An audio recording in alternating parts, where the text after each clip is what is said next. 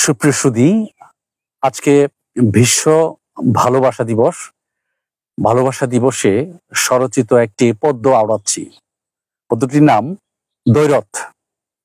আমরা দুজন গিরিজিরি বইছি একটি ধারায়, একই বৃন্তে দুটি ফুল এক বাতাসে নাড়ায়। মন পবনে ভাসতে থাকি, একই রকম স্বপ্ন আঁকি।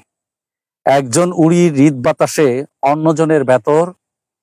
একজন হলো কাচের শিশি, অন্যজনে আতর। দাঁড় বেয়ে যায় গহীন বনে, চেনা হয়ে যে দিনে দিনে। দিনের শেষে চাঁদ মিশে যায় বুক আকাশের গভীরে। আধার শেষে খুশির জোনাক, ডাকি না তো রবিরে। আমরা চলি সরল পথে, অনুভবের রঙিন রথে। সহজভাবে যা কিছু পাই তাতে আমরা তুষ্ট। প্রতিদানার বড় আশায় বাড়াই শুধু কষ্ট। জানি জীবন বীমাহীন, তাই তো চাই না সীমাহীন। আমরা দুলছি আপন মনে, হাওয়ায় বাঁধা প্রাণ। বোট বাগানের দুটি গোলাপ, একটি মাত্র প্রাণ।